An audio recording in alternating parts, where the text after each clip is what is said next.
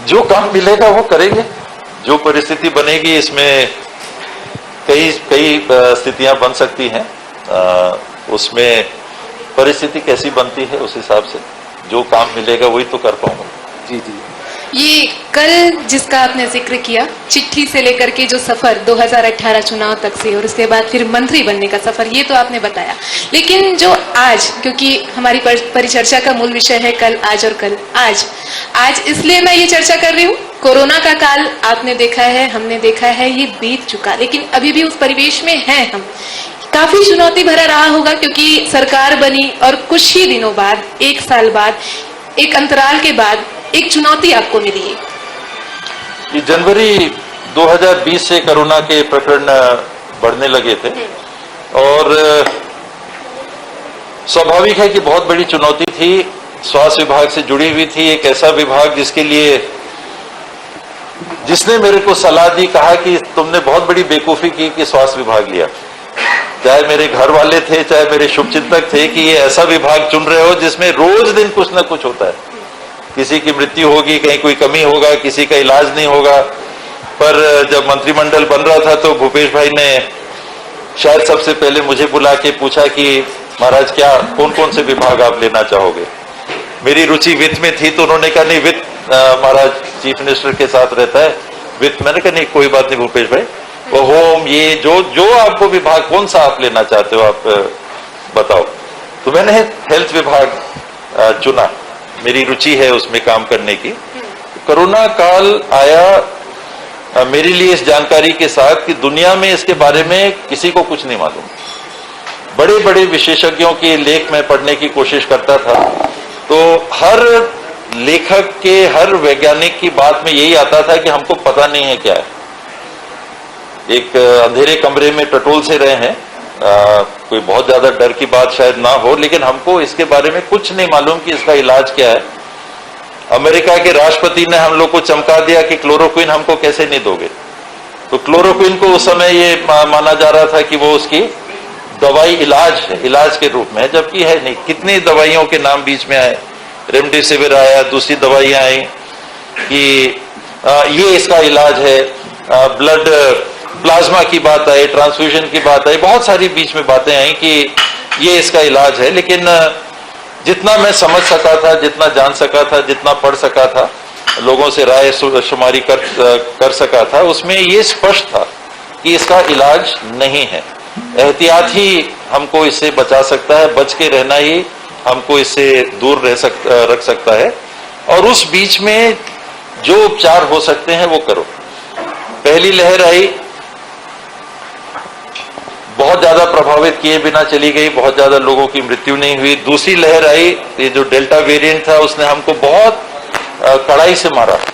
छत्तीसगढ़ में इसकी मार देश के साथ में बहुत कड़ी पड़ी और करीब 9000 लोगों की जान हम लोगों ने इस दरमियान जो रिकॉर्ड हो सका था उसमें हमने 2 महीनों में 4300 400 एक महीने में, 4700 800 एक महीने में हम लोगों ने लोगों को खोया।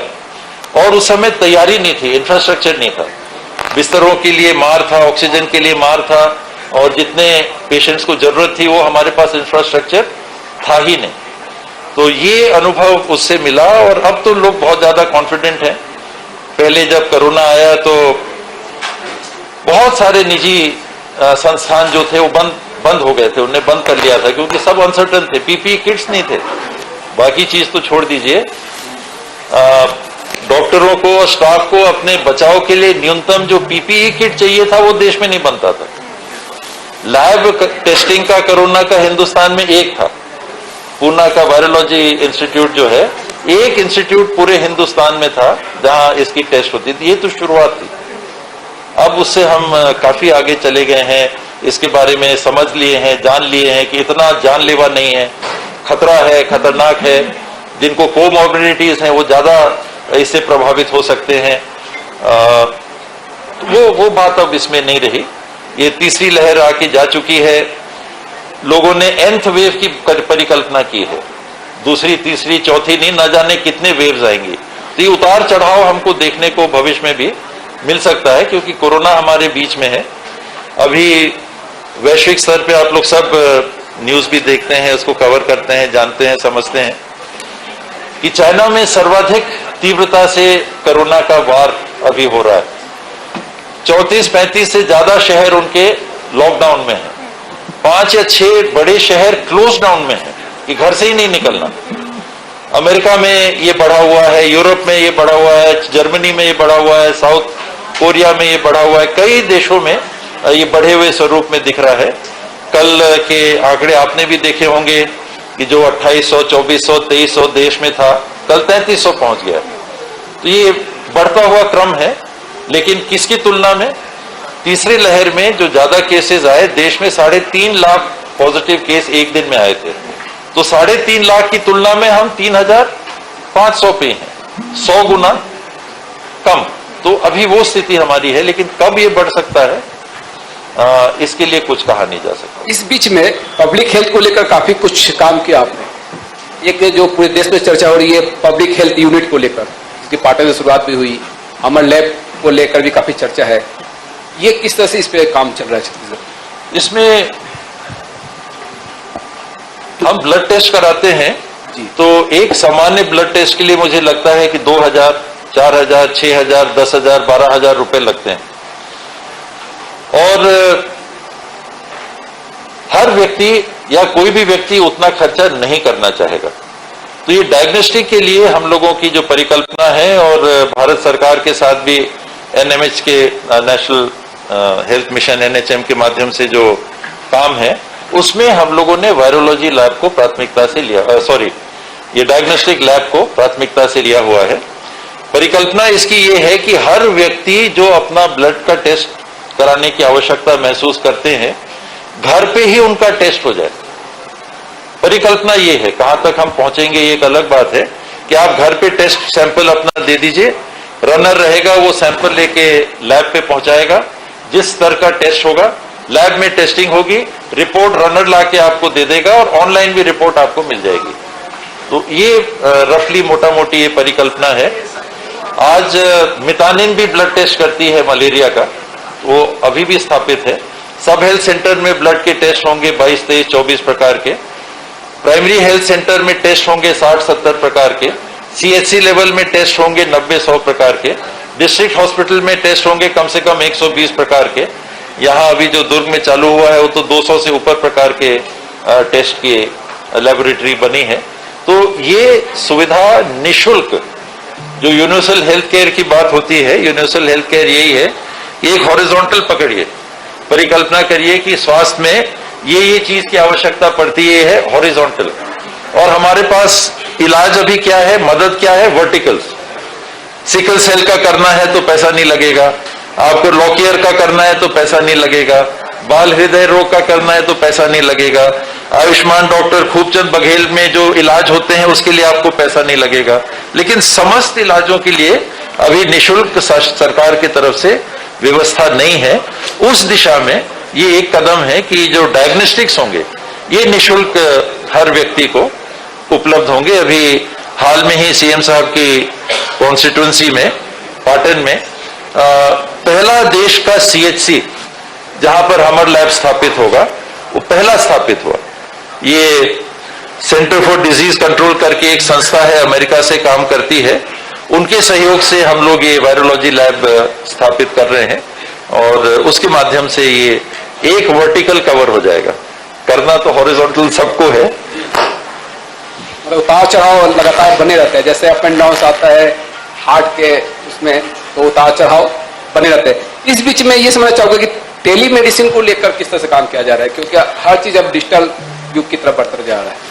टेली मेडिसिन भी भविष्य की कार्य पद्धति है जी, वर्तमान में भी आ गई है। इसमें बहुत सारे इलाज या डायरेक्शन आप ऑनलाइन ले सकते हैं। मेरे को ये थोड़ा सा घाव यहां हो गया, और डॉक्टर साहब से कंसल्टेशन में फोन से मैंने पूछा कि क्या क्या लगा लूं, थोड़ा सा दिख रहा है, ज्यादा अच्छा नहीं दिखता है, यहाँ घाव दिख रहा है। तो उन्होंने कहा फोटो खींच के भेज दो। तो अब बाबू आए, आनंद आए, उन्होंने फोटो खींचा, भेज दिया, डॉक्टर साहब ने दवाई भेज दी, तो काम हो गया। तो ये सबके लिए, ये तो मेरी बात हो गई। आखिरी गांव में बैठा हुआ व्यक्ति अगर उनको अपना जांच करवाना है या कंसल्टेशन करना है तो 200 रुपए बस किराया लगा के एक दिन की दिहाड़ी खराब करके खाने का खर्चा करने से बच के वो वहीं से वो काम एडवाइस ले सकते हैं। ऑनलाइन आपको एडवाइस मिल जाएगी, ऑनलाइन प्रिस्क्रिप्शन भी हो सकता है आने वाले समय में उपलब्ध हो जाए और समय और खर्चा आने जाने का करने की जरूरत ना पड़े। ये तो सिंपलिस्टिक लेवल पे, और टेलीमेडिसिन एडवांस लेवल पे तो सर्जरियां हो रही हैं ऑनलाइन, तो छोटे से छोटे लेवल से आगे तक की इसमें आजकल तो इंश्योरेंस में भी टेलीमेडिसिन के जरिए ही इंश्योरेंस भी हो रहा है। एक चीज और, क्योंकि डिजिटल युग की हम बात कर रहे हैं और हमने हेल्थ सेक्टर में डिजिटल युग की बात की, त्रिस्तरीय पंचायत में भी आप इसमें एक नया प्रयोग कर रहे हैं और इसमें राजीव गांधी की जो सोच थी कि पंचायतों को किस तरह से मजबूत किया जाए, उस और कितना कारगर साबित होगा? राजनीति में शामिल होने के बाद बहुत सालों से मेरे मन में ये बात रही कि अगर आपको कहीं काम करना है तो कोई योजना होनी चाहिए और योजना बनाने के लिए जानकारी होनी चाहिए। तो एक मेरे मन में एक ख्याल था कि हमको हर गांव का एसेट रजिस्टर हमारे पास होना चाहिए कि हर गांव में भौतिक संसाधन क्या है जो बने हुए। आपने कहा कि हर गांव में बिजली लगा दो और आपको ये नहीं पता कि किस गांव में बिजली है, किस गांव में बिजली नहीं है, ट्रांसफार्मर किस गांव में कितने हैं, किस गांव में कितने नहीं है, हैंडपंप कितने हैं, सीसी रोड कितने हैं, तालाब कितने हैं, इत्यादि इत्यादि। तो ये अनेकों मौकों पे ये मेरे को महसूस हुआ कि हम प्रशासनिक तौर पे आदेश जारी कर देते हैं ये काम कर दो, जबकि हमको सही में मालूम नहीं रहता कि वास्तविक स्थिति क्या है। तो जहां जिस बात की जरूरत है वहां के लिए वो मंजूर करो आप प्राथमिकता के आधार पे, और उसके लिए डिजिटल ये एसेट रजिस्टर की परिकल्पना और इसको ऑनलाइन उपलब्ध कराना। करीब 100 ऐसे पॉइंट्स हम लोगों ने इसमें चुने जिसके आधार पे एसेट रजिस्टर बनाया जाए। इसमें कई पैमाने थे, जमीन के आकार, वन भूमि इत्यादि, गौचर इत्यादि, सीसी रोड कितने हैं, डामर रोड कितने हैं, मुर्रम रोड कितने हैं, गैडगरी कितनी है, बिजली के खंभे कहाँ हैं, ट्रांसफार्मर कहाँ है, प्राइमरी स्कूल कहाँ है, आंगनबाड़ी कहाँ है, बिल्डिंग आंगनबाड़ी की है कि नहीं, कितने लोगों के पास आधार कार्ड है, कितने लोगों के पास राशन कार्ड है, कितने लोगों के पास आयुष्मान कार्ड इत्यादि इत्यादि। ये सारी जानकारी एकत्रित करके फिर आप रायपुर से काम करो तो शायद कुछ कर पाएंगे, वरना आंख में पट्टी सी बंधी रहेगी। और आप तो वो डिजिटलाइज प्लेटफॉर्म पे एक बैंक है आईसीआईसीआई बैंक, उनके साथ उनके सीएसआर के माध्यम से 4 करोड़ रुपए देने की उनने पहल की और ये डिजिटल प्लेटफॉर्म हम लोग लॉन्च कर रहे हैं। उनके तनख्वाह जो हमारे कर्मियों के हैं, पंचायत कर्मियों के, वो ऑनलाइन हो जाएंगे। उनकी हाजिरी, उनकी एब्सेंस, सस्पेंड हुए इत्यादि इत्यादि जानकारी रहेगी। गवर्नमेंट ऑफ इंडिया के सर्कुलर्स उसकी जानकारी रहेगी, गवर्नमेंट ऑफ छत्तीसगढ़ सर्कुलर्स उसकी जानकारी रहेगी, ये भौतिक संसाधन है इसकी जानकारी रहेगी, कहाँ पर क्या है, जिसको पन्ने कहते हैं, डिजिटल पन्ने। तो एक गांव के भौगोलिक क्षेत्र के ऊपर आप बिजली का पन्ना बैठा दो, आप तालाब का पन्ना बैठा दो, आप हैंडपंप का पन्ना बैठा दो, आप आंगनबाड़ी का पन्ना बैठा दो, और सब जियो टैगिंग करके ये संसाधन ऑन रिकॉर्ड रहे। फिर कहाँ क्या कमी है, टीएस बाबा अपने गांव के लिए सब ले गए, आपका गांव छोड़ दिया, तो ये जो असंतुलन आ गया है ये फिर पारदर्शी हो जाएगा, ऑनलाइन डाटा सबके सामने रहेगा। तो कांग्रेसिया गांव है तो सिर्फ उसमें काम होगा, भाजपाई गांव है तो उसमें काम नहीं होगा, जो दूर दराज का गांव है उसमें कौन देखता है। जियो टैगिंग की जो आपने बात की, जियो टैगिंग में आप देखिए कि जो बात काफी मजबूत तरीके से रख पाता है उनको वो जियो टैगिंग मिल जाती है। जैसे आप देखिए कि बस्तर का जो मुर्गा है जिसको बस्तर मिलना चाहिए था नहीं मिल पाया, बालाघाट को चला गया। होना चाहिए। अभी गवर्नमेंट ऑफ इंडिया के साथ उनके प्रतिनिधियों के साथ भी हम लोग की वीडियो कॉन्फ्रेंसिंग हुई, तो अमिताभ कांत जी हैं, नीति आयोग के सदस्य हैं, वो भी उसमें जुड़े थे, भारत सरकार के पंचायत और रूरल डेवलपमेंट विभाग के भी अधिकारी जुड़े थे, और उन लोगों ने कहा कि नहीं ठीक है हम भी इसमें सपोर्ट करेंगे, और अब कर रहे हैं। जानकारी देना, इंफॉर्मेशन देना, मनरेगा के काम इत्यादि। एक तालाब को 4 आदमी बनाता था, मेरा ये अनुभव है, दिग्विजय सिंह जी ने मुझे जांच करने भेजा था एक गांव में एक रोड सैंक्शन हुई थी और 3 मद से वो रोड सैंक्शन हुई थी और बन गई थी। मेरे घर से आपके घर की रोड पंचायत ने भी बना दी थी, पीडब्ल्यूडी ने भी बना दी, फॉरेस्ट डिपार्टमेंट ने भी बना दी थी और आरईएस ने भी बना दी थी। तो ये ऐसे में जंगल में या एक सुई को पैरे के ढेर में ढूंढ पाना असंभव सा है।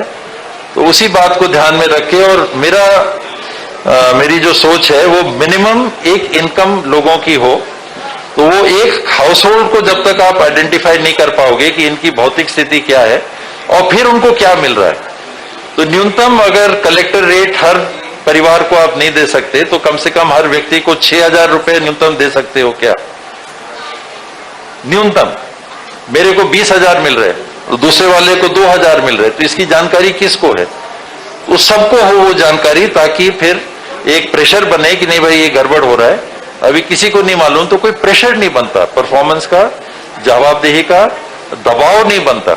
ये जितना पारदर्शी होगा, मुझे लगता है कि शासन और प्रशासन उतना बंधेगा। जवाबदेह होना पड़ेगा कि भाई ये बहुत ज्यादा अंतर है, इसको कुछ करो। जो डेवलपमेंट का जो मॉडल है इंडिया में, चाहे छत्तीसगढ़ की बात की जाए, टॉप टू बॉटम अप्रोच अपनाया जाता है, जबकि होना चाहिए बॉटम टू टॉप। इसमें अर्थशास्त्रियों के 2 दृष्टिकोण हैं जी। एक है ट्रिकल डाउन, जिसको आप कह रहे हैं टॉप टू बॉटम, कि ऊपर का विकास करो और धीरे धीरे धीरे धीरे वो पानी नीचे तक पहुंचेगा। और दूसरा है कि बॉटम अप, कि नीचे को मजबूत करो और वहां का उसका प्रभाव जो बनेगा, परचेसिंग पावर बनेगी। आपने एक फैक्ट्री लगा दी, ये विशेषज्ञों की बात है, मेरे क्षेत्र की नहीं है, लेकिन सामान्य रूप से जो मैं सोच सकता हूं, न्यूज में सुनते हैं कि मैन्युफैक्चरिंग इंडेक्स गिर गया, यानी मैन्युफैक्चर कम हो रहा है। हम यानी भारत सरकार या जो भी सरकार है वो बड़ी मात्रा में उद्योगों को सब्सिडी उपलब्ध करा रही है, लाखों करोड़ रुपए सब्सिडी के रूप में उपलब्ध करा रही है कि आपको लोन भी माफ किए जा रहे हैं। अगर वो अर्थव्यवस्था के साइकिल को ऊपर की तरफ बढ़ाने के लिए सहयोगी साबित होता है, तब तो एक हल महसूस होता है। अगर आपने पैसा दिया उद्योग बनाने वाले को और खरीदने वाले के जेब में पैसा नहीं है, तो उद्योग जो सामान बनाएगा उसको खरीदेगा कौन? सरल में, मैं अर्थशास्त्री नहीं हूं, तो सरल में जो मैं समझ पाता हूं वो यही है कि भाई खरीदने की क्षमता तो पहले बनाओ, तब तो फैक्ट्री चलेगी। कुर्ता मैं खरीद रहा हूं, 100 कुर्ते बनाने की फैक्ट्री है, आप कहोगे लो मैंने पैसे दिए 200 कुर्ते बनाओ। जो 200 कुर्ते बनाएगा उसको खरीदने के लिए पैसा है कि नहीं लोगों के पास? अगर है तो चलेगा, अगर नहीं है तो वो पैसा नीचे होता तो खरीदते, वो आपने ऊपर दे दिया। ये तो आपको लगता है कि योजनाओं के अनुरूप विकास हो पाता है? जो योजनाएं बनाई जाती है उसके अनुरूप नहीं हो पाता। योजनाएं एक परिकल्पना होती है, उस परिकल्पना को, उस सोच को, उस विचार को मैदान में, फील्ड में उतार पाना, थ्योरी और प्रैक्टिस के बीच का जो अंतर रहता है, बैरियर कहां पे रहता है? बैरियर वो बैरियर एक हो सकता है कि वो नीति उपयोगी ना हो। हम लोगों ने देखा गांवों में शहरों की तर्ज पे कॉलोनियां बना के घर देने की बात, उस समय भी हम लोग बोलते थे, कांग्रेस की सरकार थी दिल्ली में भी, मम्मी को मैं बोलता था, हम लोग गांव गए घूमने के लिए, तो मम्मी ऐसे घर बना रहे हैं जैसे शहरों में कॉलोनी बनती है, उनके पास बाड़ी के लिए जगह नहीं होगी, उनके लिए दूसरी जगह उन लोग छोड़ के नहीं आएंगे, यहां नहीं बसेंगे। वो सारे घर गिर गए समय के साथ में, वो सारे घर गिर गए।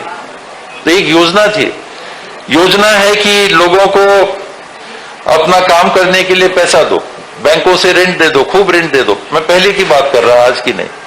हम लोगों ने देखा कि बीच में लोग आके 100-100 पासबुक एक जगह से इकट्ठा किए, उनने पैसा निकाला, हितग्राही के नाम से निकाला, पैसा अपने पास रख लिया, उसका इस्तेमाल किया। जब वसूली का समय आया तो हितग्राही से वसूल करने की बात आई, उसने तो पैसे ही नहीं उठाया। मैंने समझा कि मेरे ऊपर तो कुछ आएगा नहीं, आप लोन ले रहे हो मेरे नाम से, आप पटा दोगे उसको। आपने लोन लिया और आपने दूसरा काम कर लिया बकाया। तो योजनाओं में और प्रैक्टिकल इंप्लीमेंटेशन में ऐसे बहुत सारे अंतर आते हैं। तो परिकल्पनाओं को भांपना, उनको समय पे सुधार कर लेना, एक इच्छा शक्ति होना कि हमको ये करना है, एक टारगेट कि हमने रोड बना दिया, मेरे लिए रोड बना दिया, मेरे लिए वो नाकाफी है। अगर उस रोड बनने से लोगों की जेब में पैसा नहीं बढ़ा तो मेरे लिए वो रोड बनाने से अच्छा है कि आप उनको पैसा दे दो, वो खरीदेंगे वो सामान, जिससे फैक्ट्री चल जाएगी और नौकरियां बनेंगी। एक बहुत ब्रॉड पर्सपेक्टिव में बोल रहा हूं, लकीर की फकीरी वाली बात नहीं, कि ये सारे आप डेवलपमेंट करो, लेकिन उससे माप किए जाने लायक परिणाम आ रहे हैं कि नहीं। मैं वो एक कागज भी लेकर आया, मुझे बड़ी खुशी हुई, अभी मुख्यमंत्री जी से मुख्यमंत्री जी विभागीय समीक्षा कर रहे हैं, पंचायत का पारी नहीं आई, अगला डेट मिलेगा। तो उसमें स्वेप के नाम से जो एक योजना है, इसमें 13,300 लोगों का आंकड़ा विभाग ने दिया, जिसमें प्रति माह औसतन उन लोगों की आमदनी हो रही है जो अमूमन 6,000 से ऊपर है। अगर ऐसा होता है तब फिर वो पैसा सही उपयोग हो रहा है। अगर वो मैंने सबके पासबुक जमा कर लिए और वो पैसा निकाल लिया तो वो दूसरे के काम नहीं आ रहा है।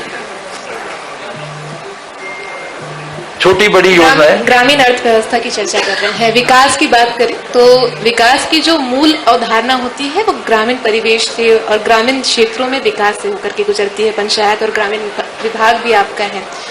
कल, आज और कल इस परिवेश में अगर हम इस विभाग को देखें, इस विभाग के कार्यों को देखें, कितना चुनौती भरा ये रहा होगा और अब तक का सफर इसमें क्या कहता है आपका? सफर तुलनात्मक संतोषजनक भी कहा जा सकता है कि कुछ हो रहा है, बहुत कुछ और हो सकता है। अगर इतना काम हुआ है तो और हो सकता है। मैंने तो केवल 3 करोड़ छत्तीसगढ़ के नागरिकों में से 13,300 का गिनती बताई। 40% अगर गरीबी रेखा के नीचे हैं तो 1 करोड़ 20 लाख लोग गरीबी रेखा के नीचे हैं।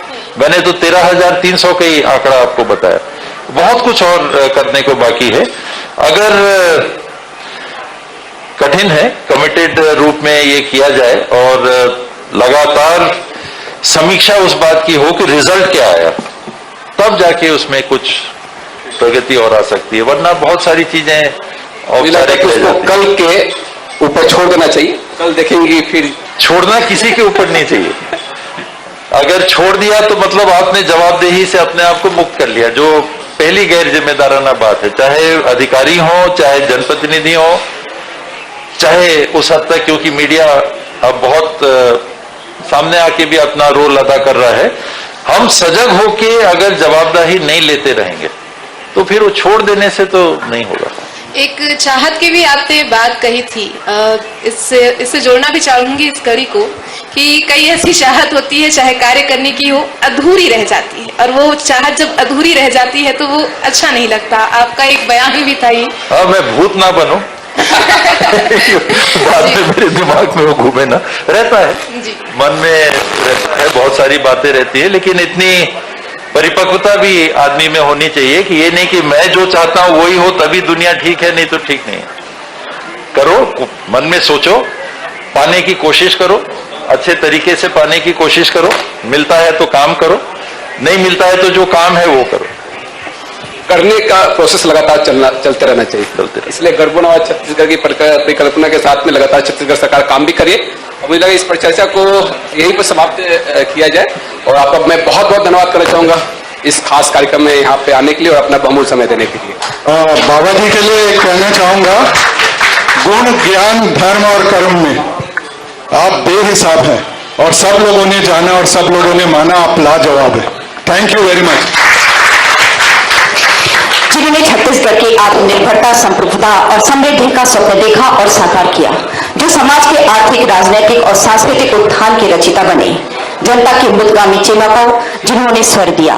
बहुत ही आदर सम्मान के साथ आदरणीय टी सिंह जी को हम प्रतीक चिन्ह भेंट कर उनका धन्यवाद करना चाहेंगे। मैं चाहूंगी श्री R.K. गांधी जी, मधुर चितलांगिया जी एवं आकांक्षा तिवारी जी माननीय महोदय को प्रतीक चिन्ह भेंट करें।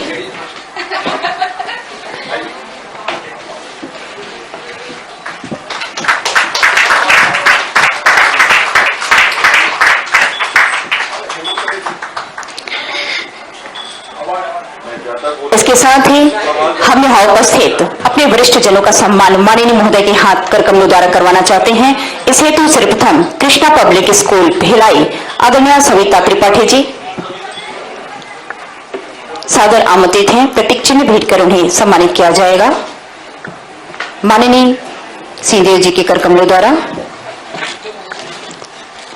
इसी क्रम में वरिष्ठ पदाधिकारी चैम्बर ऑफ कॉमर्स आदरणीय अशोक राठे जी,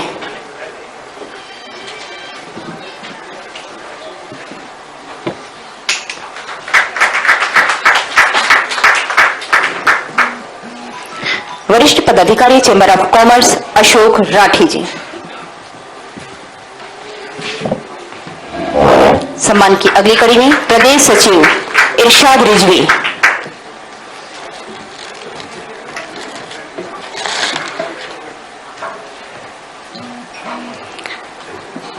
आईटी सेल महिला विंग निकिता एंड विंग,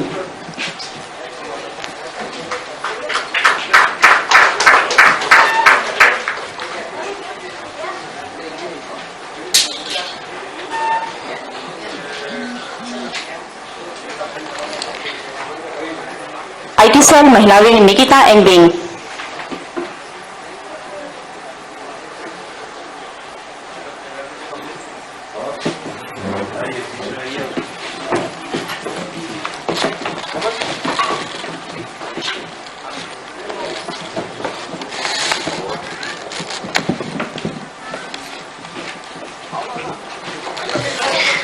सम्मान की अगली कड़ी में इलेक्ट्रो होम्योपैथी चिकित्सक डॉक्टर संपतलाल साहू जी,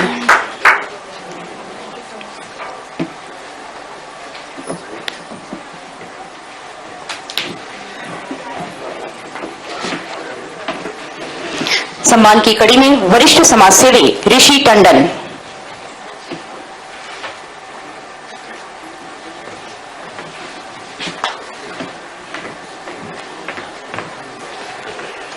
स्पर्श multi speciality list hospital Shri Deepak Verma जी,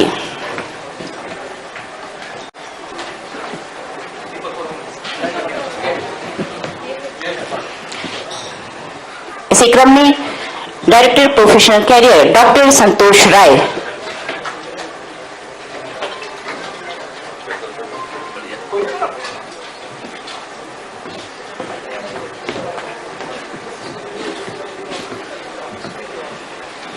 आदरणीय दीपक दुबे जी,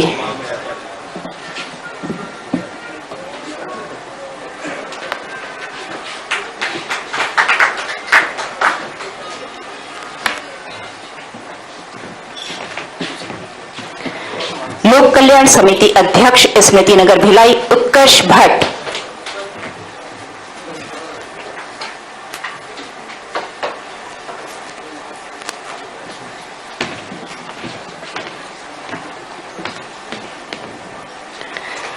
आदरणीय तुलसी साहू जी,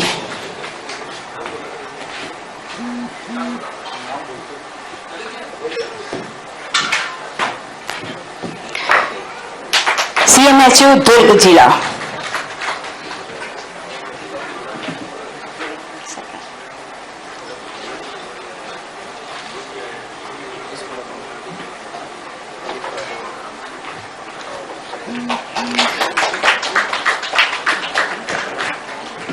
सह संपादक पूरब टाइम्स भिलाई श्री हमीद खान,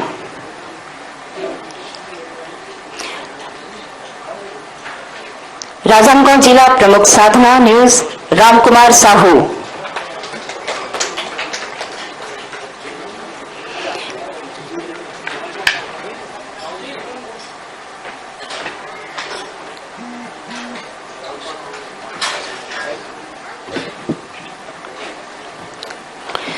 खैरगढ़ संवाददाता राम अवतार साहू,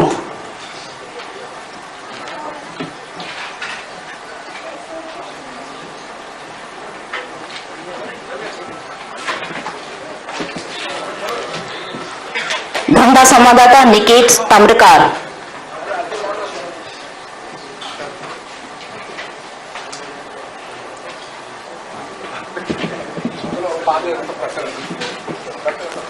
निकेत ताम्रकार, पाटन संवाददाता हेमलता निषाद,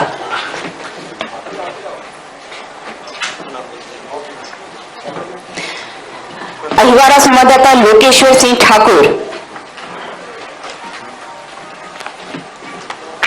साजा बेरला गौतम साहू,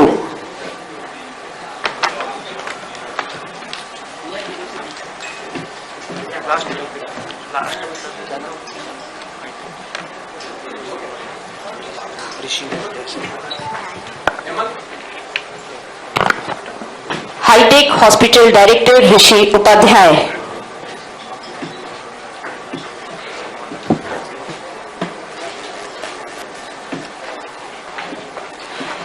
हेमंत वर्मा,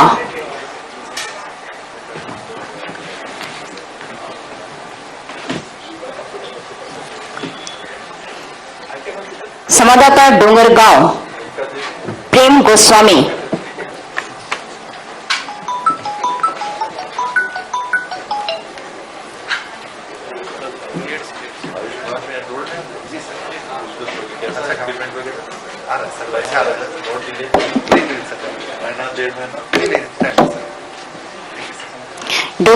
डोंगरगांव संवाददाता प्रेम गोस्वामी,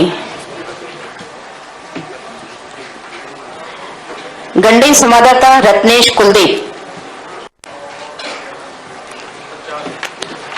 भिलाई संवाददाता लोकेश साहू,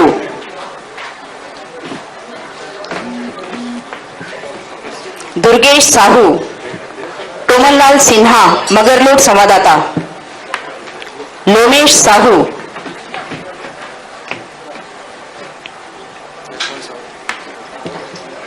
कुरु संवाददाता घनश्याम साहू, गरियाबंद संवाददाता लक्ष्मण साहू,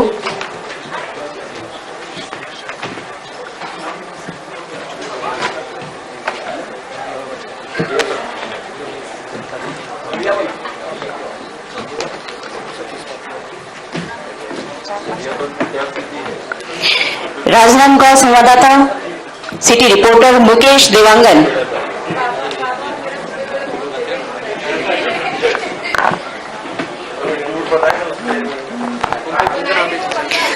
सतीश पात्रे, लवन साहू, इनायत, दीपक दुबे, रोशन रिजवी, संजीव साहू, दुर्ग ग्रामीण,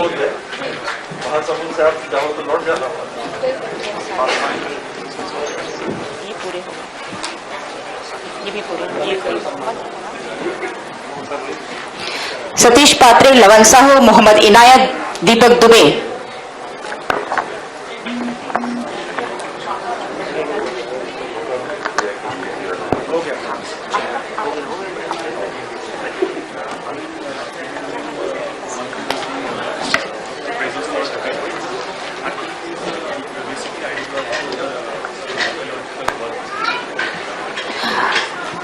माननीय महोदय का हम बहुत बहुत धन्यवाद करते हैं और अगले पड़ाव की ओर चले चलते हैं।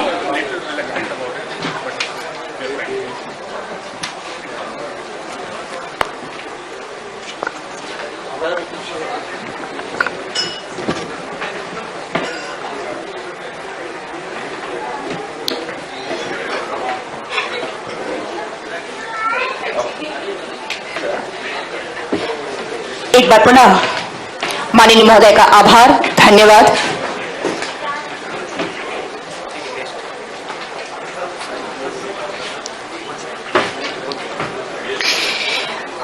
ज्ञान यज्ञ की ज्योति जलाकर सद्भावों को जागृत करते, देवलोक से धरा बनेगी फिर इसको संभावित करते, कदम दिगे ना इस पर चलकर ऐसा पथ निर्धारित करते। जी हाँ, हम बात कर रहे हैं शिक्षाविदों की। अगले पड़ाव की हम चले चलते हैं और मंच पर हम सादर आमंत्रित करना चाहेंगे डायरेक्टर प्रोफेशनल कैरियर डॉक्टर संतोष राय जी,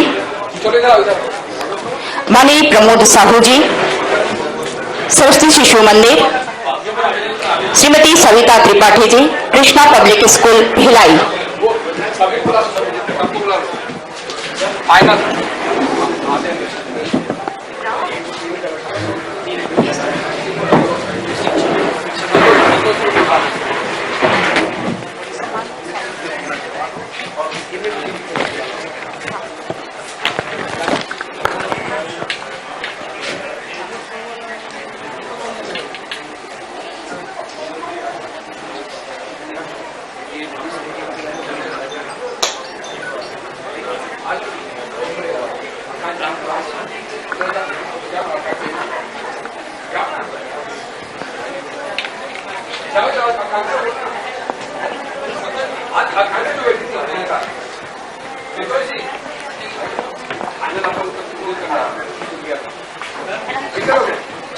हम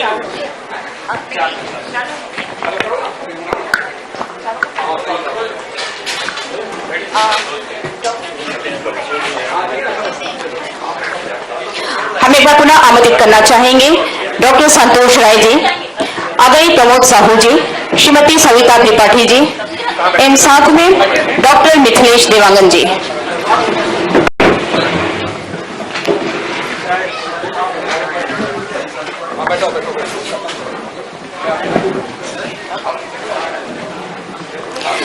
कल, आज और कल की परिचर्चा को आगे बढ़ाते हुए अगले पड़ाव में आधुनिक शिक्षा इस विषय पर परिचर्चा होगी।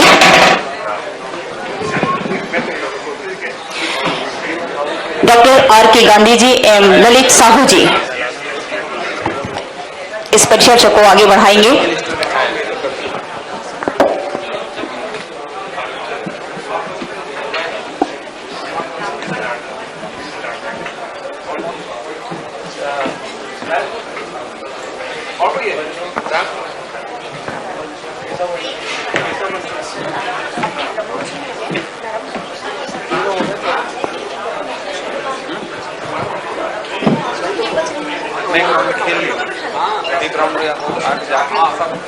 बाबा के पहले पर बैठा था।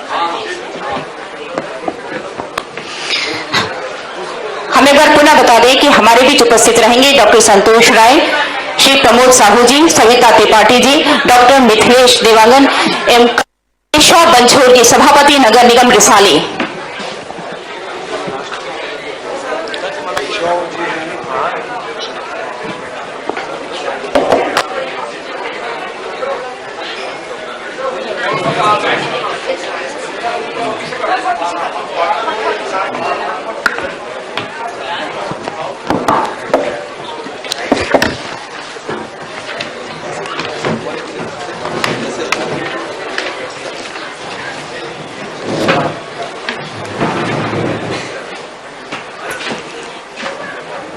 नगर निगम रिसाली नगर निगम केशव बंछोर जी, सभापति, आपसे भी आगे।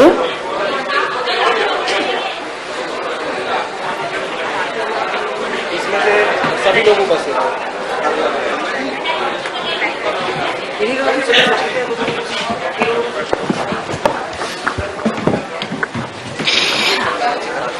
और समय का भी कमी है, कंक्लूजन भी करना है, तो मुझे लगता है कि परिचर्चा को आगे बढ़ाते हैं। और सबसे पहले ये हम सबका स्वागत तो करते हैं और चालू करवा देते हैं केशव बंछोर जी से। आज का विषय वैसे मालूम है, कल, आज और कल इधर एजुकेशनिस्ट लोग बैठे हैं, इनके पास बाद में आएंगे। पहले रिसाली नगर निगम के बारे में जो बना है उसके पहले में और अभी क्या है और आप उसको किस तरह से देखते हैं आगे। 26 दिसंबर 2019 को रिसाली नगर निगम अस्तित्व में आया। पूर्व में हम लोग भिलाई नगर निगम का हिस्सा हुआ करते थे। विधानसभा चुनाव के समय आदरणीय दामोदर साहू जी एक बड़ी सभा में बोलते बोलते उन्होंने वादा कर दिया था कि अगर कांग्रेस की सरकार आती है तो हम रिसाली को अलग नगर निगम का दर्जा देंगे। उस समय ऐसा होता था कि भिलाई नगर निगम बहुत बड़ा निगम होता था और रिसाली एक किनारे का क्षेत्र होता था, सीमांत प्रदेश टाइप की स्थिति थी, वहां विकास कार्य उतने नहीं हो पाते थे।